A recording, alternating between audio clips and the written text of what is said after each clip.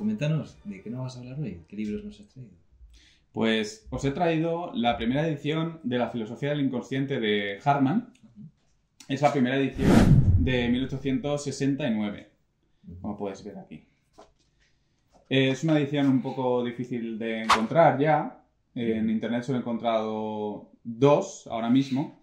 Y es una de mis últimas adquisiciones dentro del ámbito del pesimismo filosófico. Bueno, sintéticamente diré que esta obra es muy importante para el pesimismo porque supone un paso adelante respecto de las filosofías de Schopenhauer y Hegel y lo que hace es aunarlas, ambas, barnizándolo con la filosofía de Schelling. Y es como el antifonario, digamos, del pesimismo filosófico, digamos, el caballo de Troya del pesimismo en el pugilato de ideas de la Alemania de finales del 19. Perfecto. También he traído, aparte de esta edición, la traducción en inglés. Aquí está, en 3 tomos, porque cabe decir que la original, se complementó con un segundo tomo más tarde en sucesivas ediciones. Creo que fue a partir de la 3ª edición. Y esta traducción que te traigo aquí, que es americana, está basada en creo que la 3ª o la 4ª edición, aquí lo pone. Y por tanto es considerablemente más voluminosa. Aquí, pues, como puedes ver, dice que es la segunda edición en 3 volúmenes y es de 1893. Y es la primera edición que hubo de la filosofía del inconsciente de Hartmann fuera de Alemania. Sí, traducido. Se dice que en España también se tradujo, pero esta traducción es un misterio porque nadie la ha encontrado. Vale. La mencionó un tipo de inglés, me parece, o también americano. Sí. Y, bueno, nos hemos esforzado en encontrarla, en buscarla y no la hemos encontrado. Bueno, ¿y cómo encontraste esto? ¿Dónde fue que lo hallaste? Ambos libros los encontré en el portal de Iberlibros, o sea, los compré. No hay ninguna gran historia detrás. Un research detrás. Sí, no. Simplemente puse unas alertas de compra y en cuanto los vi a un buen precio. Este está más o menos alrededor de 150, 200 en algunos sitios. Y lo encontré por 100 y poco, 110, 120 y me lo agencié. Y la traducción en inglés más o menos por el mismo precio, 200 euros o algo así, más o menos. Me dijiste antes que tenías algo en la recámara de Hartmann, que se había quedado en la recámara. Sí, quería comentar que también quería sacar una traducción temprana de uno de los libros de Hartmann. Es la traducción de La religión del porvenir, que se tradujo bastante tempranamente hacia finales del siglo XIX. Creo que el traductor es Antonio Zozaya y nada, simplemente quería mencionarlo porque Hartmann aquí penetró en España sobre todo por la cuestión de la religión y más que de la metafísica y demás y del darwinismo. Y nada, simplemente pues eso, que tengo esta edición de La religión del porvenir. También quería comentar, porque alrededor de Hartmann, como saben nuestros oyentes, surgieron toda una playa de filósofos y filósofas y también pues he sacado una muestra representativa. Tengo este libro también, El retorno al idealismo de Alma von Hartmann. Es un libro también de finales del 19 que escribe su mujer, Alma, y que propone una vuelta al idealismo pero desde el punto de vista del pesimismo, porque ella considera que el pesimismo es una prolongación del idealismo alemán, como una especie de canto de cisne del idealismo alemán. Entonces es una edición bastante bonita, como puedes ver. Sí. Y es de 1902. Y es una edición bastante extraña, o sea, bastante difícil de encontrar y procede, porque parece de una biblioteca, un archivo. Sí, de un archivo, de una biblioteca, un espuro de biblioteca.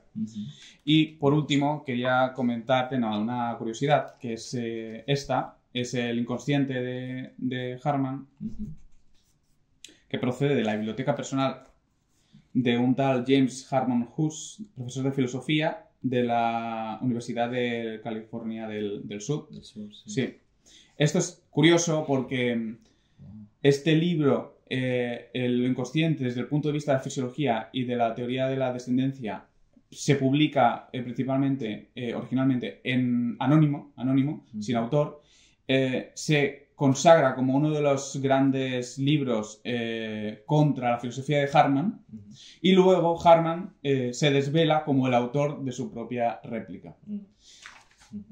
Y bueno, también es un libro bastante difícil de encontrar. Bueno, y también mencionar para aquellos que no tienen capital o que no se quieren meter en esos embrollos de rebuscar libros, pues tienen la traducción al castellano reciente por Manuel Pérez Cornejo. Claro. En la edición presentada por Alianza de la filosofía del inconsciente. ¿Y había más escritos de Hartmann traducidos que se puedan acceder al público? Sí, solo está traducido aparte de la filosofía de lo bello. Sí, creo que en publicaciones de la Universidad de Valencia. Vale. Sí, es una edición que es un compendio, es una antología, pero es bastante completa, y me parece que Manuel Pérez Cornejo seleccionó las partes más importantes de la obra magna de la filosofía del inconsciente. Y es totalmente recomendable, la traducción es estupenda. Ya que estamos con el seminario Mailander, ¿qué tienes para enseñarme de Mailander? Pues te he sacado una cosita. Nada y menos que la filosofía de la redención, en 2 volúmenes. No es la primera edición del 76, de 1876, porque es inencontrable y me han dicho que se pide una millonada por él, pero es la tercera y, por tanto, la más completa, la que incluye el segundo volumen que, por cierto, estamos tratando en el seminario Mailander en la Universidad de Barcelona, y que corresponde a los complementos que escribió, que dejó escritos Mailander y que recopiló, en cierta medida tergiversó, su hermana y publicó. Es una edición también difícil de encontrar, es del 1894 y, como puedes ver, está en muy, muy buen estado. Sí, la verdad que sí. Está en muy buen estado. Tuve bastante suerte con esta edición. De hecho, recuerdo cuando la compré que estaba con Aida, estaba en el ordenador. Recientemente acababa de conseguir un trabajo y me llegó la alertita de Iberlibro de que habían subido a Iberlibro una edición de la filosofía de la redención. Primero pensé que era una edición fake de esta de reimpresión, de impresión bajo demanda, y cuando vi que era original, pues me lancé a ella.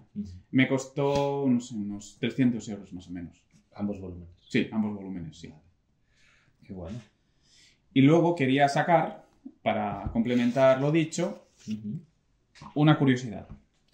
Esta edición de los escritos para, escritos como diarios de la filosofía, escritos sobre filosofía, es una revista, es el volumen 27 de los escritos de filosofía exacta. Vale, exacta filosofía. Sí. Y trata sobre la cuestión del realismo, ¿vale? Este volumen. Vale. Otto Flügel. Sí, el editor es Otto Flügel y está editada en 1890. Pues bien, este volumen 27 de la revista contiene un artículo sobre Mailander. Aquí está, en la página 276, sobre la filosofía de la redención de Philip Mailander, de un tal Dr. Schwarze.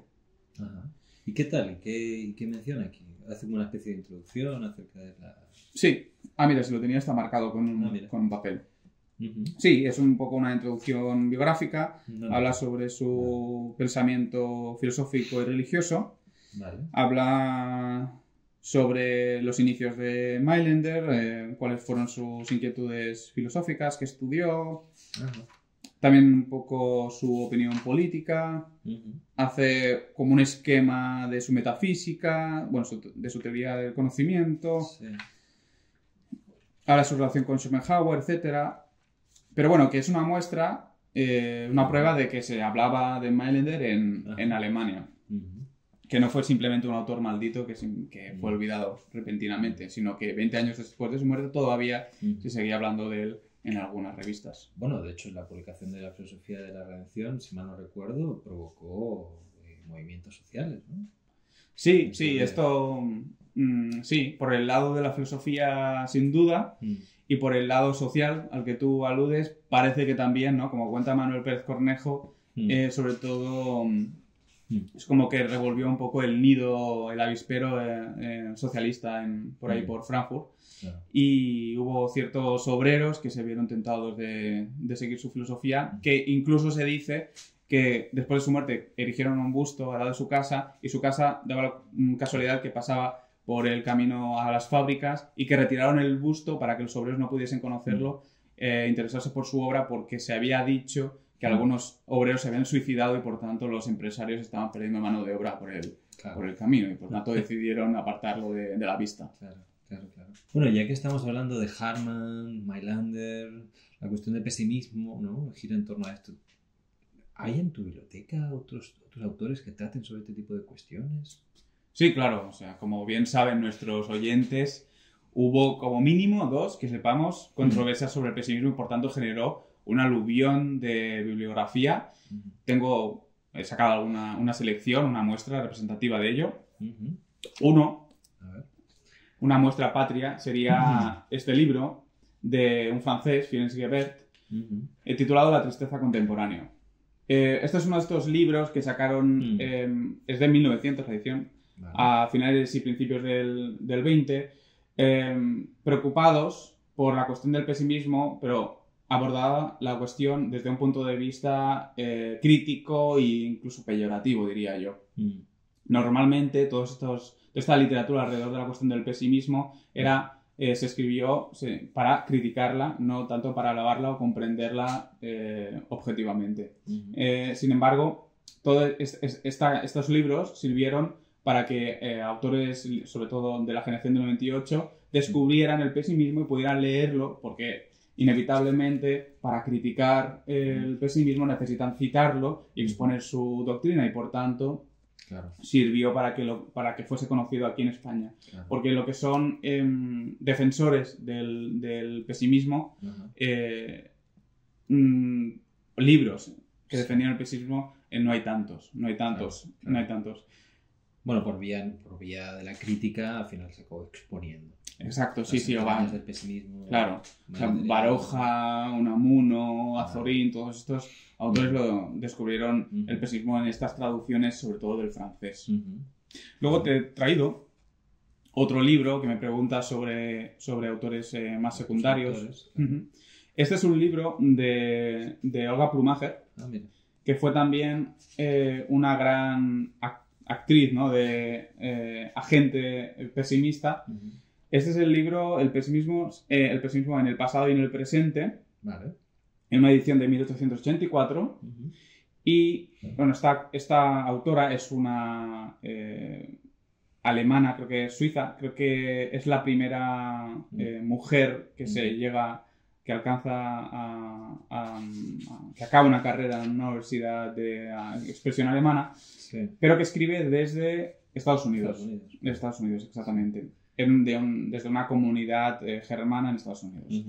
Y este libro, El pesimismo en el pasado y en el presente, se considera una de las grandes aportaciones a la controversia pesimista.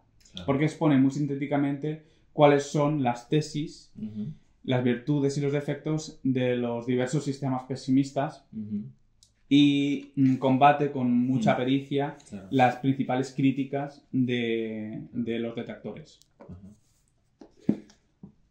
Luego he sacado otro libro, que es el Mosaicos y siluetas de Julius Bansen, que conocerán muchos de los que nos escuchan, que es una edición tardía, es del 31, y corresponde a un revival de Bansen, coincidiendo también con el auge del psicoanálisis, de los estudios psicoanalíticos, porque no muchos lo saben, pero la caracterología que inaugura Bansen es leída por todos los grandes psicoanalistas, por Freud, incluso por Jung. Jung se basa en muchos aspectos en la caracterología de Bansen, y este libro es algo así como una especie de preludio, de esbozo de lo que será su gran caracteriología en 2 tomos de Bansen. Y por tanto, en el 31 vemos que se vuelve a editar Bansen este libro, que este libro originalmente es de los años, no sé, 80 o 70. Otra muestra sería acerca de, bueno, que que alrededor de la controversia sobre el pesimismo es el pesimismo y la doctrina de la ética, de Albert Buckminster. No tiene gran interés, simplemente que pues, es un libro escrito para sumarse a la polémica, que da su opinión, que principalmente se dedica a criticarlo. Vale.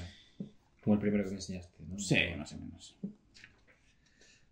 Vale, esto es del propio Harman, lo he sacado. Vale. Lo que pasa es que, como el lomo no se ve muy bien, no me acordaba ya ni de qué libro era, Sí. esto es La religión del futuro de Harman. Vale. Creo que es la primera edición de 1875. Wow. Sí.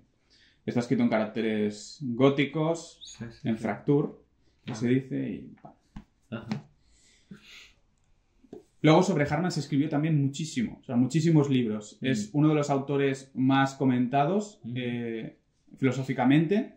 Escribieron centenares, cuando no miles de libros.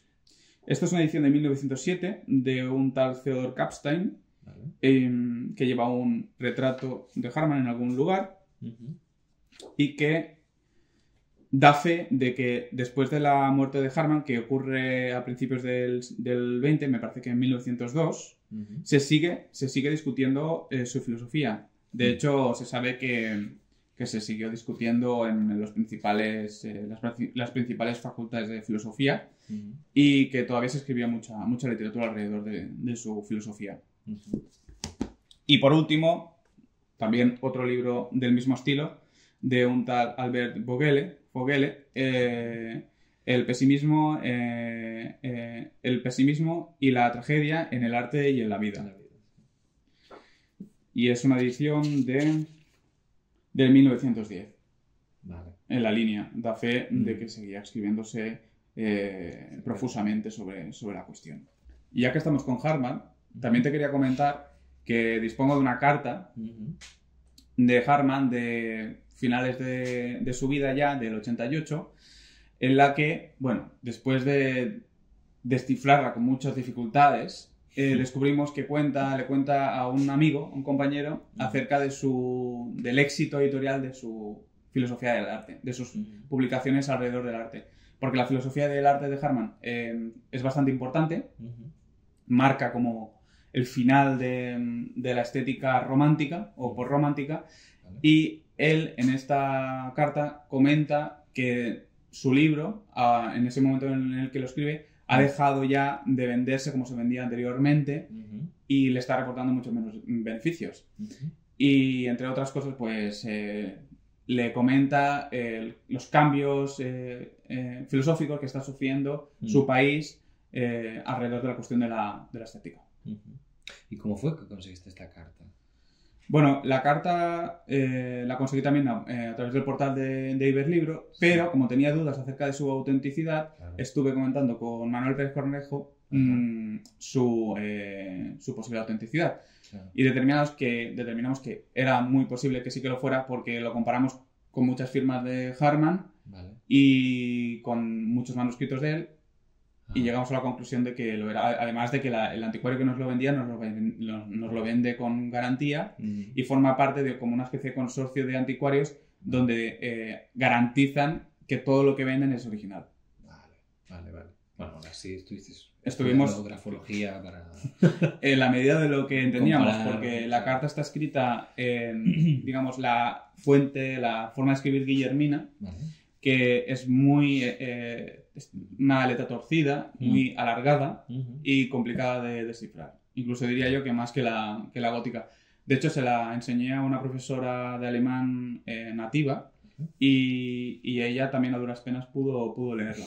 Letra de médico, básicamente. Sí, es letra de médico, prácticamente. Bueno, José, dejando un poco al margen la cuestión del pesimismo, aunque no del todo, también recuerdo que te gustaba mucho también el idealismo alemán y tenías todo este tipo de lecturas de las que venimos hablando hace mucho tiempo sobre el romanticismo también, pero bueno, tienes otros autores, otras novelas, otras teorías. Tengo algunas cosas.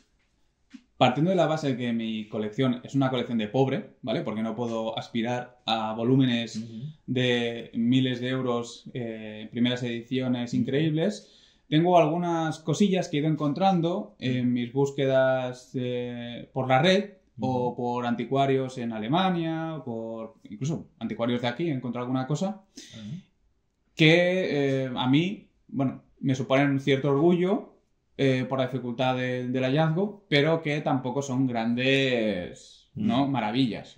Pero bueno, yo aún así quiero enseñártelas porque forman parte de mi colección, de mi humilde colección, ¿no? De lo más granado de mi colección. Vale. Voy a ir cogiendo, he puesto un montoncito aquí, voy a ir cogiendo uno a uno y vamos a ir descubriendo lo que es, porque ni siquiera yo me acuerdo, ¿vale? Perfecto. Bueno, cogemos este libro desvencijado, ¿no? Que no se ve ni el lomo. Solo se ve una W.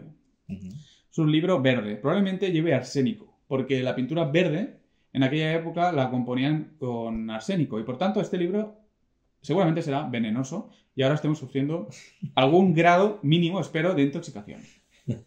Como el nombre de la rosa, ¿no? La poética de Aristóteles. Vale, esto es una edición pirata de 1791 de la fundamentación de la metafísica de las costumbres de Kant. ¿Y por qué sé que es pirata?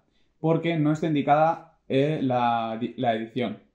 Aquí pone, dice nueva edición, porque no se atrevieron a poner cuál era. Hice una búsqueda en internet y parece que esta edición está entre la primera y la segunda. Vale, pero es pirata. Es pirata, no es autorizada por Kant. Circulaban, como hoy en día, imprentas piratas que publicaban grandes libros, éxitos, sin el consentimiento del autor y, por tanto, sin pagar las regalías correspondientes. Claro. ¿Vale? Pero esto es una versión pirata ¿de qué año? De 1791. Sí. Y está en muy buen estado. Claro. Bien. Cogemos el siguiente. Otro libro aparentemente anónimo, ¿no? No tiene nada del lomo. Vale. ¿Qué tenemos aquí?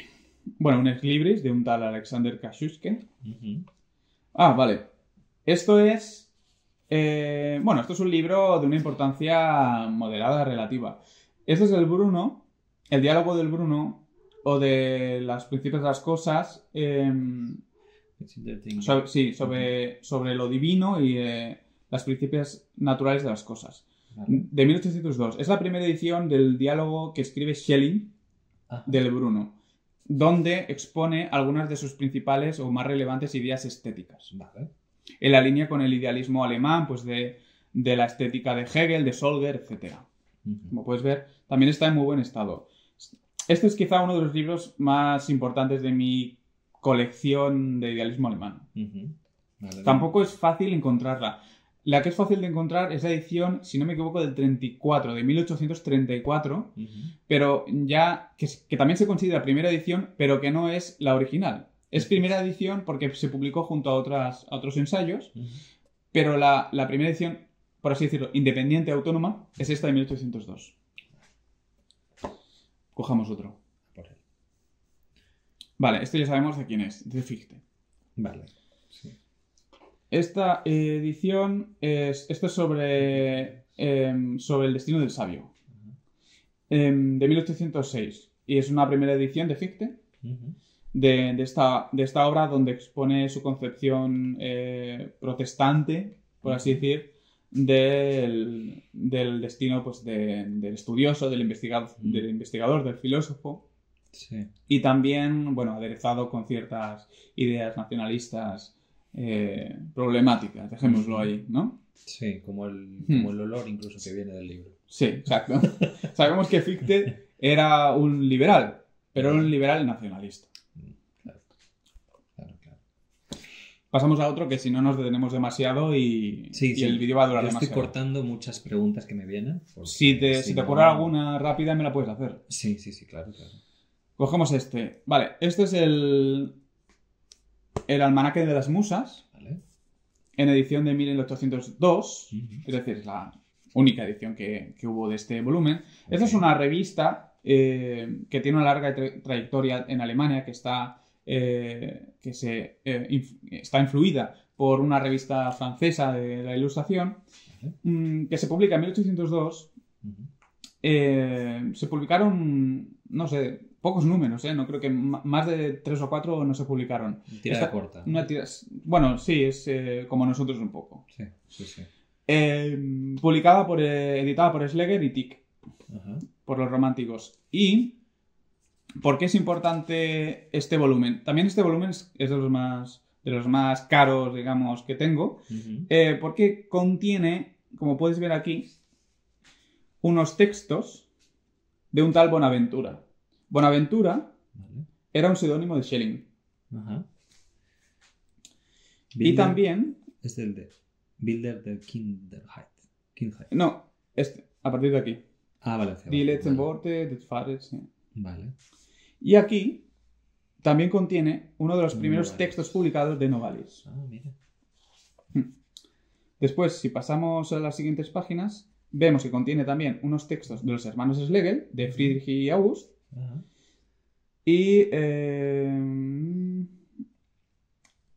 ya está. Bueno, y luego de otros autores, pero que no son tan conocidos. Vale. Bien, pues esta es la edición original. Luego pasamos, esto ya me lo sé, esto es La filosofía y la religión de Schelling. Es la primera edición de uno de sus libros capitales. La primera edición. La primera edición, sí.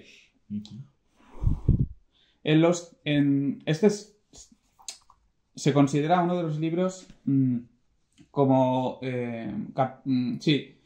la clave de bóveda de su futura filosofía de la mitología, ¿no? Es como un cambio de paradigma dentro de su pensar filosófico donde en el que se emancipa del idealismo objetivo y entonces del idealismo, el idealismo, digamos, de cuño kantiano, hegeliano, y comienza a establecer las bases de su propio sistema de filosofía, que es el idealismo objetivo de la naturaleza.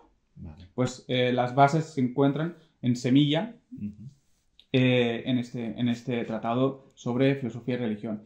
Está editado en Tubinga en 1804, ¿ves? Y el estado por dentro es muy bueno, porque las páginas no eran puro papel, sino que estaban hechas pues, de retazos de lino, de diferentes telas. Y por tanto los bichos pues no se la han comido, no se la han podido comer. Como reciclado, diría. Sí, es como una argamasa de tela. Materiales. Y por tanto ni se amarillea ni cae víctima de los hongos. Como sucede con nuestros libros actuales. Vale, y este también lo sé. Es una primera edición de las conferencias sobre estética de Solger. Solger es un idealista que no es tan conocido como Schelling, como Hegel o Fichte, pero que si hubiese vivido más, puesto que murió tempranamente, habría sido lo que hoy sería Hegel para nosotros. De hecho, el mismo Hegel reconoce en alguna parte de su obra que si no hubiese muerto Solger tan tempranamente, seguramente él hubiese sido la voz cantante del movimiento idealista.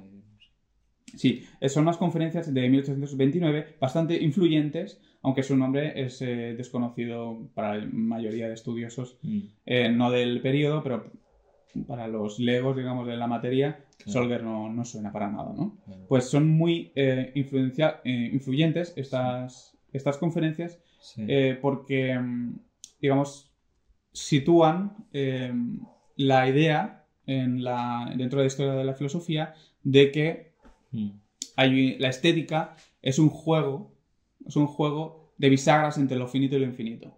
Vale. Y toda esa teoría estética como que nos suena más a Schopenhauer, algunas de estas ideas provienen del mismo Solger. Como te interesaba la cuestión del idealismo, te quiero enseñar algunos más, que igual te interesan o no. Tú me dirás. De momento sí, de momento va todo muy bien. Me está gustando. Sí. Yo creo que es un banger Es un banger. Porque, bueno, como puedes ver... está bastante viejo. Parece, las páginas amarillas. ¿no? Sí. Pero no son las páginas amarillas. Es la primera edición de los escritos filosóficos de Schelling de 1809. Joder. En el que se publica por vez primera la investigación sobre la libertad también de Schelling. Lo mismo. Aquí pone primer volumen, pero no habrá un segundo.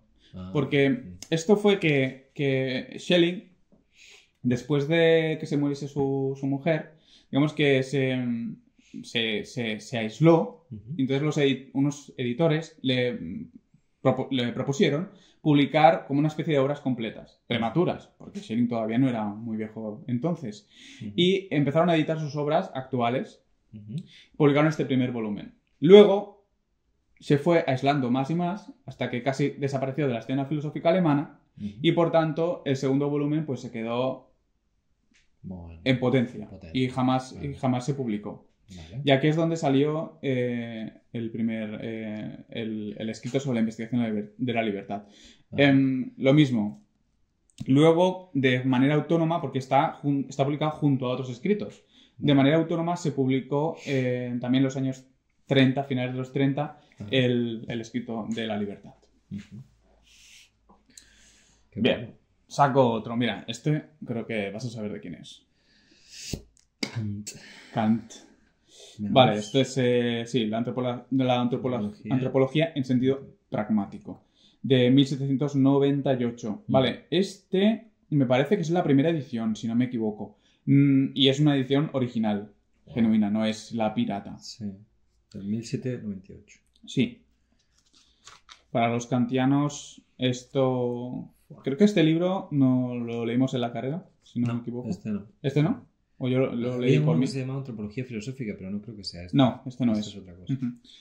Pues aquí lo tenemos. Esta es la única, digamos, primera edición de Kant que tengo, original, porque la otra es...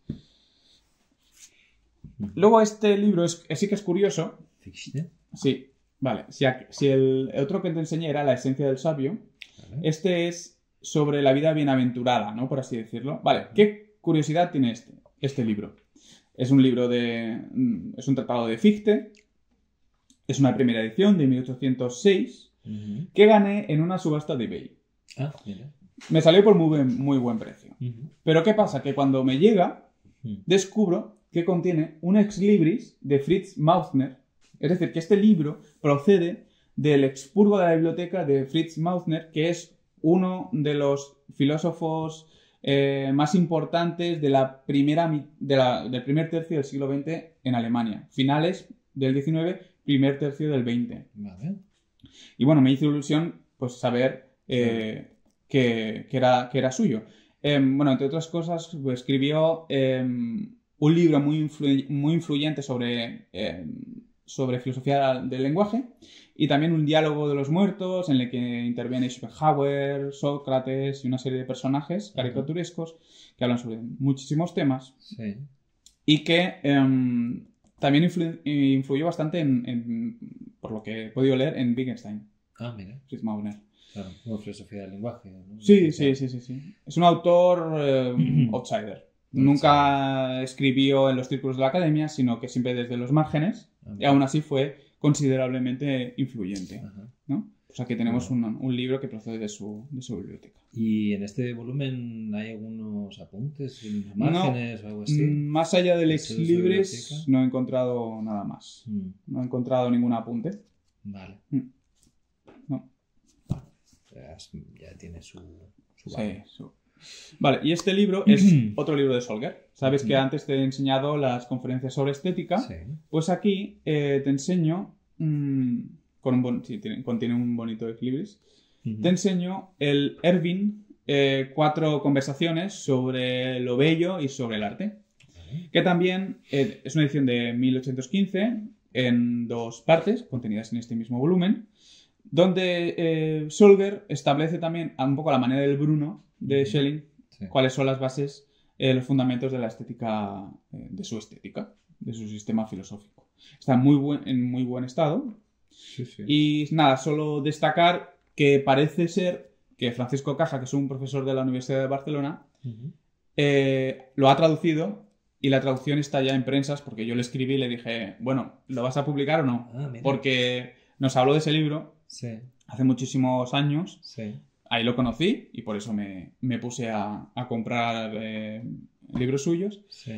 Y entonces le escribí hace unos meses y me dijo que estaba en prensa la traducción. Así que pronto dispondremos de una traducción. ¿Y has accedido a esta lectura?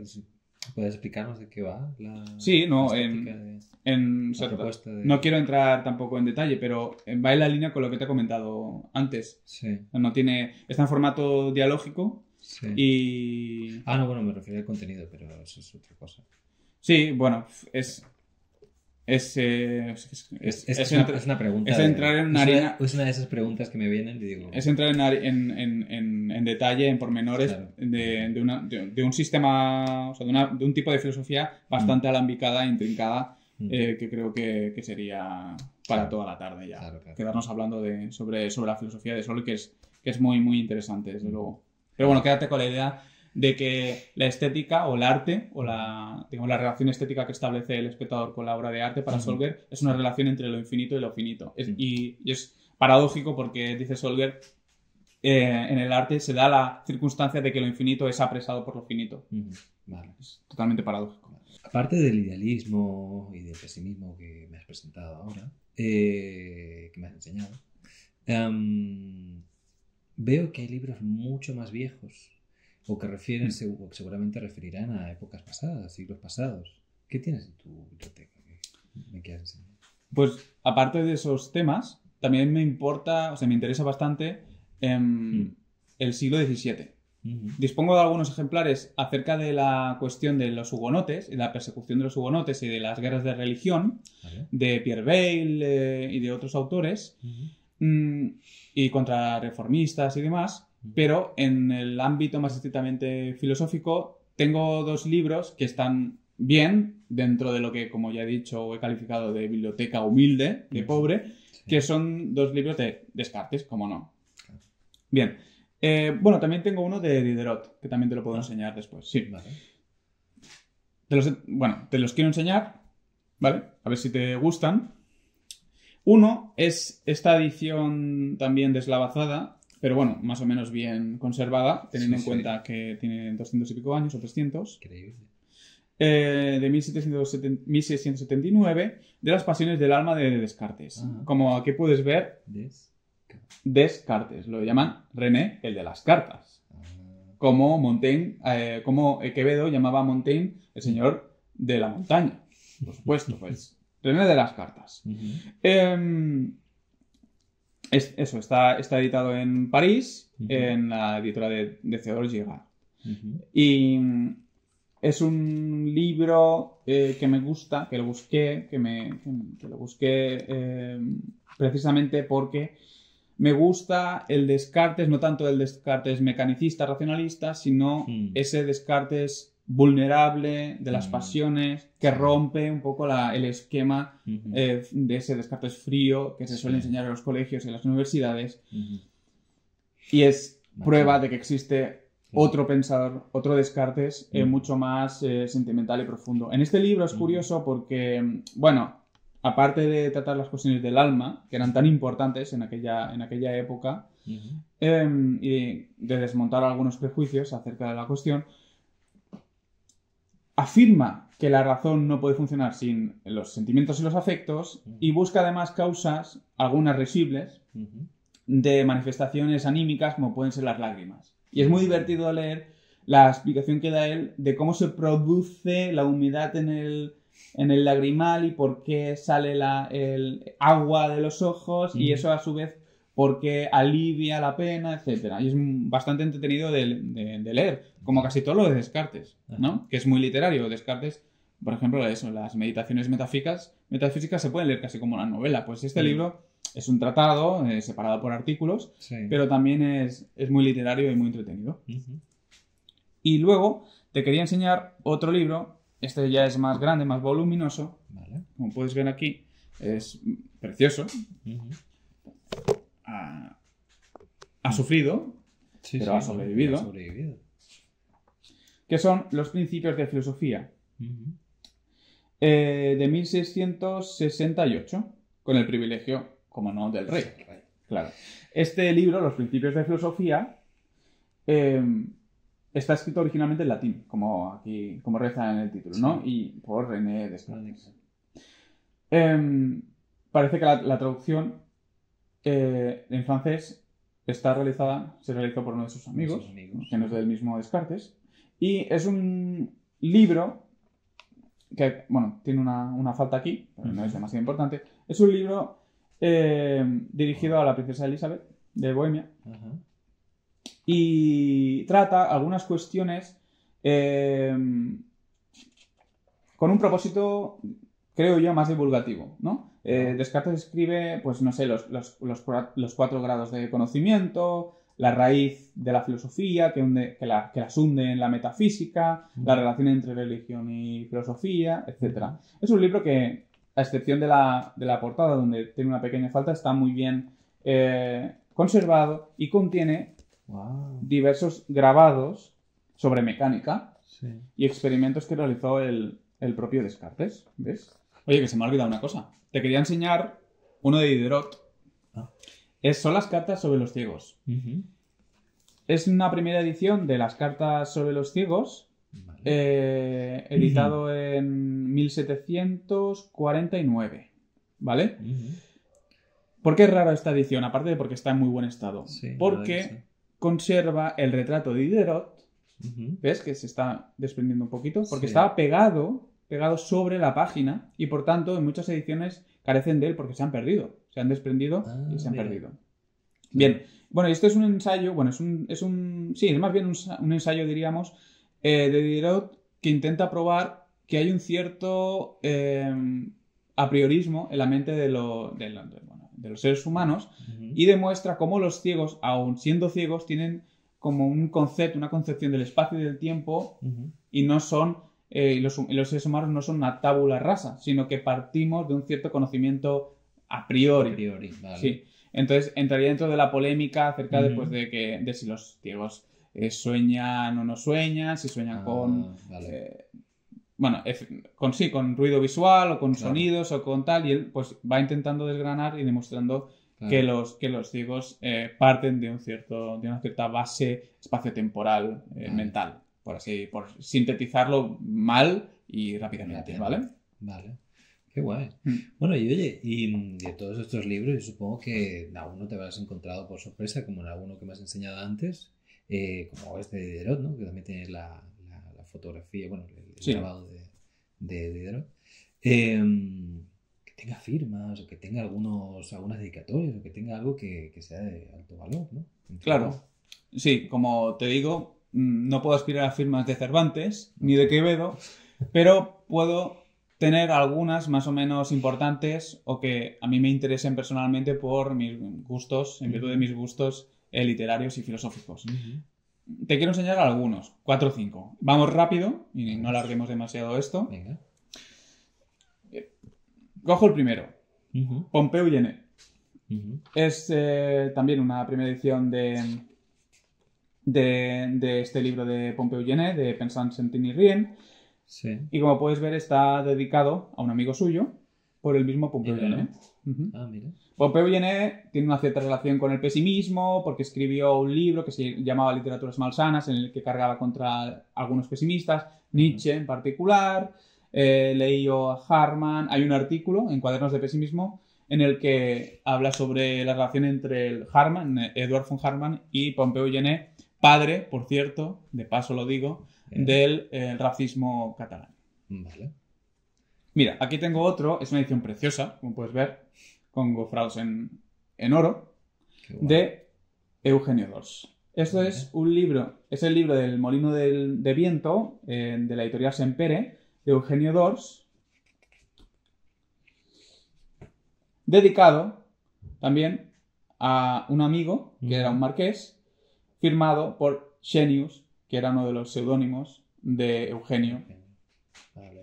Eugenio, Genio. Publicado en 1925. Mira. Qué bueno, qué linda la cobertura. Qué lindo Eugenio d'Ors también.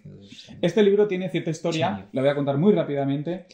Es el inconsciente de George Haubers, que era un discípulo de Wundt, del alemán, del psicofísico, que viajó a Barcelona y estuvo trabajando en un laboratorio de psicología experimental, que cerró Primo de Rivera. Pues bien, un viernes a las 6:30, llegué a Los Encantes, me pasé por Los Encantes Y escarbando entre la montaña de libros, me encontré este ejemplar dedicado por el mismo autor. Wow. En 1919. Wow. Cabe decir que Barcelona tiene un pasado cultural ilustre, no es como ahora que es todo decadencia. Luego, rápidamente, también te quería enseñar un libro dedicado por Martínez de la Rosa, Vale. diputado en Cortes, etcétera, un Sí. autor romántico, Ujú. a Manuel José Quintana, Ujú. que también era un literato romántico, Ujú. Wow. el autor, El autor. dedicado por él. Ajá. Y también en el aspecto filosófico, pues un libro de Karl Duprel, Vale. un discípulo de Eduard von Hartmann, que intervino en la polémica del pesimismo y del esoterismo, Ujú. y es un libro suyo de 1872, Ujú. El sentido común, el sano sentido común, dedicado von Verfassen del autor. Vale.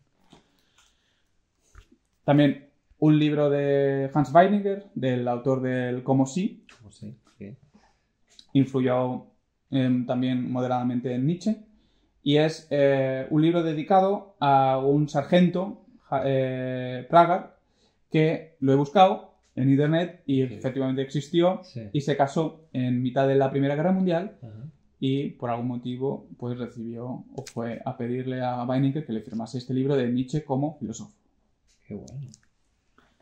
Y por último, te quería enseñar nada también, una tontería, un librito de conferencias Ujú. de Alois Riel sobre Platón. Vale. Alois Riel, conocido de Nietzsche, del círculo de Nietzsche, etc. Pues también. Su amigo Weber, del autor. Ujú. Bueno, pues esta es mi biblioteca. Ujú. Es parte de mi biblioteca. El grueso, aunque parezca mentira, lo tengo en casa de mi madre. Lo que pasa es que aquí no me cabe. Hemos hecho una selección y más o menos tenemos aquí en las baldas lo que necesitamos leer, lo que utilizamos para trabajar, para escribir, etc. Ujú. Esta parte es la sección de filosofía. Es lo que aquí tengo de filosofía, lo que estoy utilizando últimamente. Parte de pesimismo. Aquí arriba, por ejemplo, hay Kant, criticismo, etcétera. Mira, ahí por ejemplo hay un libro de Hölderlin, el de Pan y Vino. Ajá. Luego ahí están los 3 volúmenes de la filosofía en sus textos de Marías, que son unos libros muy buscados. Bueno, Mendelssohn, Hume, nihilismo, Reinhold, etcétera. Hobbes incluso. Parte de Schopenhauer. Aquí tenemos, bueno, la parte de las traducciones que hemos hecho, en Sequitur, Vale. eh, ahí está. Wundt, Spengler, la filosofía del inconsciente de Hartmann en una edición moderna de la traducción en inglés, Ujú. Juncker, bueno, Ortega y Gasset, de Ortega y Gasset tengo muchos.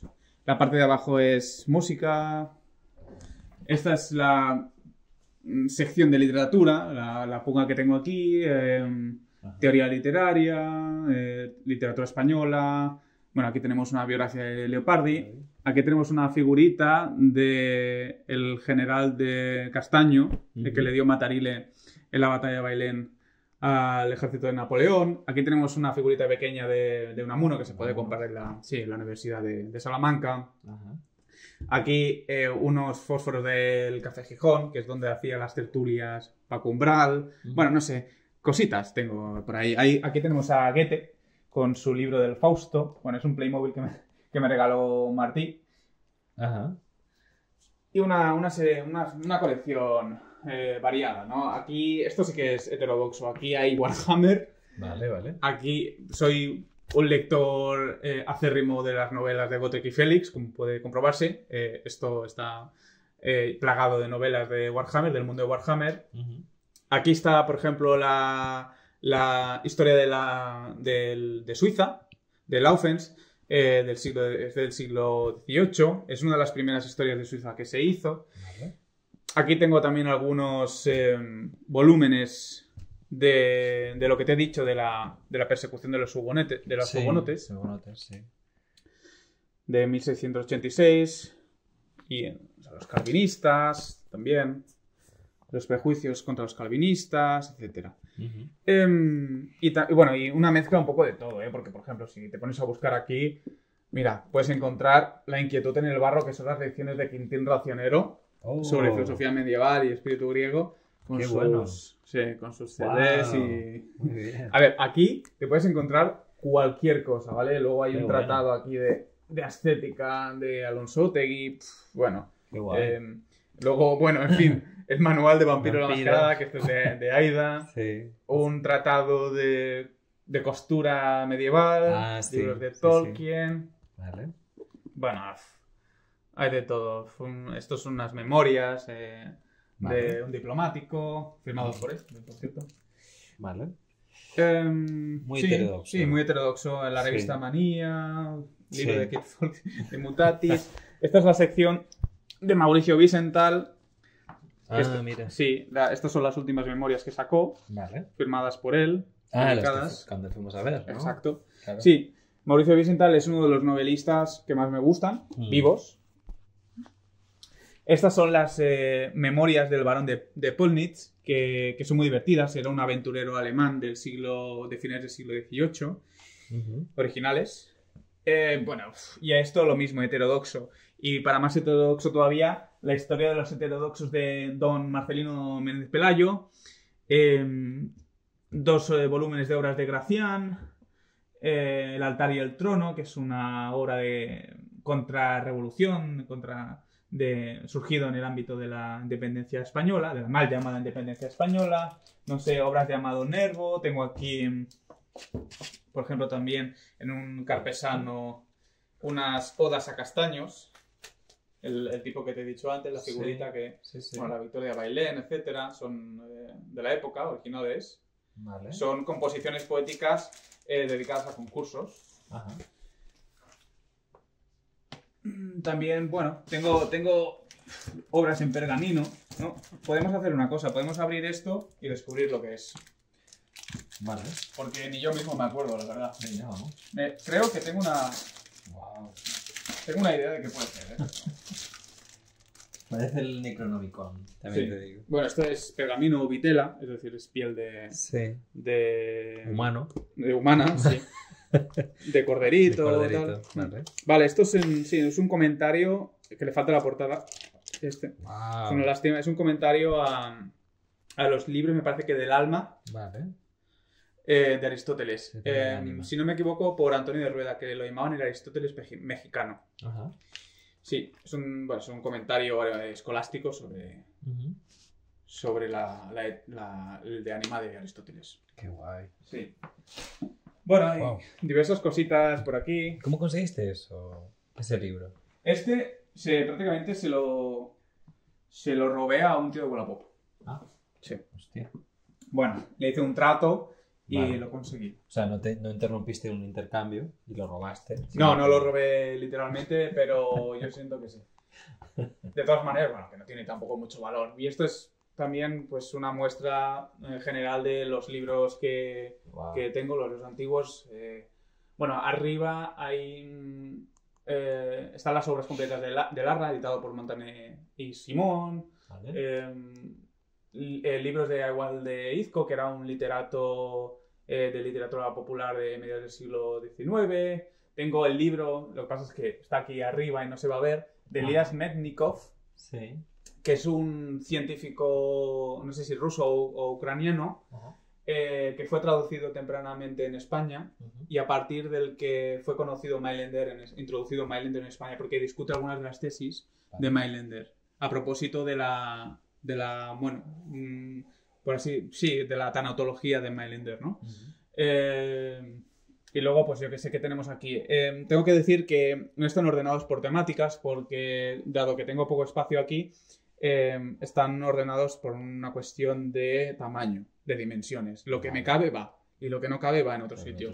Claro. Entonces, claro, aquí te puedes encontrar las obras de Marqués de Molins, La vida de Jesús de Renan, por ejemplo, que fueron traducidas también al español. Las poesías de Bartrina, de Joaquín Bartrina, que contienen aquel poema de Si quieres ser feliz, como dices, no analices, niña, no analices. Obras de Martínez de la Rosa, del que tengo la firma. Las poesías de Pallés, las obras de Lenau, del literato, del poeta loco pesimista alemán que recorría los bosques de Austria llorando. Pues obras de Byron, más libros de Agual de Izco, bueno, una serie de Don Quijote. Bueno, esto es un clásico, no merece ni comentario.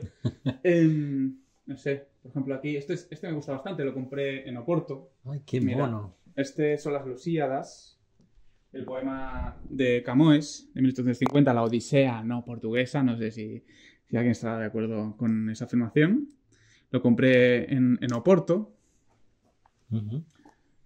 Hay, pues eso, obras de literatura, Alarcón, George Sonnet. George Sonnet es un autor poco conocido ya, pero que en su época rivalizó con Zola. Ah, mira. Incluso... Lo conozco. Sí. Luego aquí tenemos un volumen de las obras de Garcilaso. ¿Ves? O sea, al lado de un autor francés, de un bestseller francés, por así decir, tenemos las obras... La tapa se desprende. De Garcilaso de la Vega. Wow. 1765. Firmado en 1855. Sí, por su anterior propietario. Sí. Este libro, bueno, es relativamente caro, porque Garcilaso de la Vega es un autor, pues, insigne, ¿no?, en nuestra literatura. Claro. No es de la época de Garcilaso, pero no está mal. Luego aquí hay unas obras de Becker, hay una novela también del romanticismo alemán, Spiegel, obras de Palacio Valdés, que sabes que a mí me gustan mucho. Sí. Bueno, folletines, la fisiología del matrimonio, obras de Crébillon, que este hombre era un tipo muy interesante. Se dice que no se paraba a escribir sin antes no empezaban a volar cuervos sobre su cabeza. Él le pedía a sus criados que pusiesen a volar, que pusieran a echar a volar cuervos sobre su cabeza, si no, no podía. Luego aquí tenemos El sentido de la vida, de Edward Roth, que es un regalo de Aida. Es un autor pesimista en el ámbito de la novela. Bueno, Alexandre Culano, el poeta nacional portugués, Ventura de la Vega, aquí la Revolución Francesa, me parece que es de Thiers, no recuerdo bien. Vale. El cementerio de la Magdalena, que es una novela de folletines. Ajá. Las obras escogidas de Quevedo, esto sí que merece quizá ser visto, sí, ¿no? Claro. Son las obras escogidas de 1713. 93. Esto. Son 2 tomos en un solo volumen y están, bueno, en relativo buen estado también. Quevedo hay que tenerlo. Tengo varias ediciones de Quevedo. Luego, pues una curiosidad, por ejemplo, la traducción de La Talia de 1754 de Racine. Sí. Este libro lo compré desencuadernado, y yo lo mandé a encuadernar porque esta traducción de Eugenio de Llaguno y Amírola podría decirse que es canónica en lo relativo al asentamiento de ciertas normas ortográficas en el castellano. Entonces, bueno, pues en las decisiones que tomó él, lingüísticas, para traducir ciertos términos, pues quedaron fijados en el español y, por tanto, se considera que esta traducción es, bueno, representativa, ¿no?, de esa época.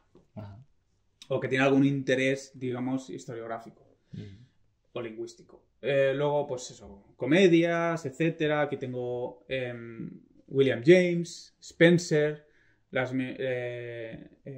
Pompeu Gener, Memorias, Moratín, un poco... Luego, también es interesante, son obras de Virgilio. Vale. Este lo compré no hace poco, como puedes ver, es una edición bastante cuca, en pequeño formato. Obras de Virgilio. Qué lindo, ¿no? Sí. Wow. ¿De qué año es esto? De 1730. Wow. Sí. Como puedes ver, es una edición bastante con prestancia, consistente. Tiene una lastimosa mancha de tinta Sí, es como muy pequeño todo. Muy pequeño, ¿no? Sí, sí, realmente es un... Es una filigrana esto. Sí, sí, sí, totalmente. Luego, pues, una sección, pues, como he podido, pues, de filosofía. Aquí está mezclado todo. La Italia del siglo XV, de Ortiz Brull. Max Nordau, que también es un personaje importante a propósito del pesimismo. Es el ideólogo del sionismo moderno, ¿no? De la creación del Estado de Israel, etc. Libros antiguos sobre ciencia, compendios de anatomía, La física de Almeida, que es un libro bastante valorado, porque contiene, ¿ves? La física experimental de 1790, que es tomo primero y único. Tampoco salió segundo. Porque contiene, pues, una serie de grabados. Mira. Sí, los tiene. Los tiene todos. Claro. Entonces, bueno, se valora. Yo no sé mucho de estas cuestiones, pero se valora que conserven los grados originales, porque se suelen perder. Claro. Bueno, aquí, si no me equivoco, porque tampoco soy un experto, pero si no me equivoco, esta es la primera edición de La voluntad de Martínez Ruiz, también conocido como Azorín. La voluntad es una novela que refiere a la voluntad de Schopenhauer. Vale. Es una de sus mejores novelas. Es una edición de 1902. Digo, si no me equivoco, porque lo he buscado y parece ser que sí que es la primera edición, pero no estoy totalmente seguro. Alguien que sepa de estas cuestiones me lo podría confirmar. Claro, claro, claro. Y me la encontré, por cierto, en Los Encantes, junto al de Duelshauber, el que he mencionado antes, que estaba firmado de psicología experimental. Sí, sí, sí. Pues me lo encontré. 2 euros me costó. ¡Fua! El ojo lo tendrás más que entrenado con esto. El ojo, sí, claro. Estoy a punto de caer en el estrabismo porque se me van los ojos constantemente. Bueno, aquí hay otros libros también. Tengo más libros sobre idealismo alemán. Vale. Y la época, pero que son menores. He enseñado los buenos. Sí. Luego aquí, pues por ejemplo, tengo también el libro que escribió Francisco Beltrán, que era un famoso bibliófilo, librero, lingüista, historiador, que es titulado El libro y la imprenta, que es un libro apreciado por los bibliófilos porque trata sobre su temática, sobre la bibliofilia. Y está dedicado por el mismo Beltrán. Claro. Sí. Wow. Qué suerte, encontrarlo justo firmado por el propio... él, sí. Qué bueno, Joche. Y bueno, aquí tengo también algunas cosillas. También me interesan pues las traducciones de Schopenhauer al español, las antiguas. Y tengo algunos volúmenes sobre el particular. Por ejemplo, esto es un tratado sobre Schopenhauer de 1879, traducido ya al español. Lo cual demuestra que ya se hablaba de Schopenhauer. Claro. No había que esperar a los autores de la generación del 98 para hablar de Schopenhauer. Claro. Que antes también. Bueno, y poco más de filosofía, de Paul Jonet, que era un importante filósofo francés. Y luego, pues aquí lo mismo. Tengo algunos libros del ámbito del calvinismo francés del siglo XVII. Estas son las memorias de un tipo que anduvo de campañas con el rey, Monsieur de Pontis, y que cuenta, pues narra pues todo lo que sucedió en aquellos días enturbiados por la pólvora y por el asesinato, el genocidio tanto de protestantes como de católicos, por un lado o por otro. Sí. Y bueno, los huecos que ves pues son por libros que tenemos por aquí por al lado, tal. Que no es todo esto, sino que hay más. Sí. Hay más libros. Hay más, siempre hay más. Siempre hay más. Y también te quería enseñar, pero esto por aquí. También te quería enseñar este cartel, ¿no? Esto es como el folleto que se colgaba en las universidades de Basilea a finales del siglo XVII, anunciando el contenido de una tesis que próximamente se iba a defender. Entonces, esto lo compré a un anticuario suizo y, como puedes ver, se indican aquí las 34 tesis en latín que este tal Theodor Gerler, o en latinizado, sí, Teodoro Gerlero, iba a defender, ¿no? Son tesis en línea con la filosofía aristotélica, sobre todo, ¿vale? Averroísta, aristotélica, es una tesis sobre lógica, metafísica y ética, ¿no? Ajá. Que puedes tener tesis desde que el mundo no es eterno, sino que fue creado en el tiempo, hasta que hay que ser respetuoso con los amigos, pero tampoco demasiado confiado. Son de todo tipo de tesis. ¿Y dónde la conseguiste esta carta? Esta fue bicheando en un anticuario en internet, pero me metí en su página y lo encontré y me pareció digno de figurar aquí en mi pared. Porque coincidía con una época en la que estaba estudiando mucho la filosofía aristotélica y me pareció una coincidencia que debía ser tenida en cuenta y no podía dejarla pasar. Y luego, bueno, el dibujo, el grabado que veis aquí es de la Revolución Francesa, es de la época, es de finales del 18. Y como puedes ver, pues es una parodia, ¿no? Una parodia de el gobierno revolucionario, de las proclamas, por así decir, de la Revolución Francesa, ¿no? El tipo que hay en el centro dice ça ira, como que es en francés como que todo va bien, y luego pues vemos que todo bien no puede ir porque hay un cañón disparando, paz, por así decir. Sí. Hay otro azotando con un... Exacto, ¿no? Azotándole el culo con un palo, un cetro, ¿no? Sí. Luego hay otro comparando una cabeza, sobre la ley, por supuesto, de acuerdo con la ley. En fin, bueno, una sátira. Es una sátira completa, sí. Y me pareció gracioso también, porque yo no soy tampoco muy aficionado a la filosofía francesa y me parece que reírme de ella de esta manera era lo más adecuado para figurar en mi pared también. Tío, ¿no hace como un poco de frío? No sé. ¿Qué te frío? Un poquito, sí. Mira que sí. Dios. ¿Ya lo notas? Dios. ¿Qué es esto de aquí? Pues me alegra que me lo preguntes. Es el Fausto de Goethe. Es una edición del 1880-70, del 78 concretamente, prologado por Valera. Wow. Es la primera parte del Fausto de Goethe. ¿Se puede sacar o...? Bueno. Wow.